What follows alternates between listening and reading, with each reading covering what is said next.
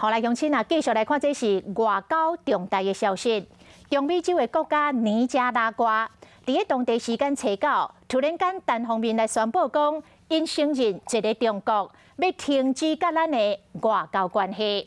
咱为着要维护国家的主权甲尊严，马上宣布断交，停止双边的合作甲援助的计划，脱离着大使馆甲相关的人员。这已经是尼加拉瓜第二届甲咱断交。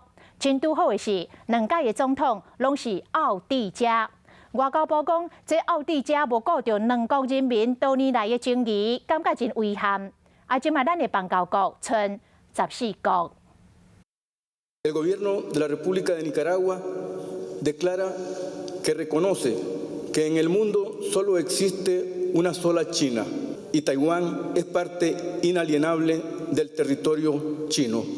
中美洲的尼加拉瓜当地时间初九，雄雄宣布承认一个中共。台湾的民主越成功，国际的支持越强，来自威权阵营的压力也会越大。无论是外交施压，或者是文攻武吓，都不会改变我们坚持民主自由、坚持走向世界、坚持参与国际民主社群的决心。12月10号开始终止与尼加拉瓜共和国的外交关系。我们会全面停止双边合作计划以及相关的援助计划，撤离我们大使馆以及技术团的人员。咱国伫1930年5月份头一摆甲尼加拉瓜建交，1985年12月份头一摆断交，5年后参谋罗夫人上台，双方恢复邦交。两摆断交的主政者都是现任的总统奥德加。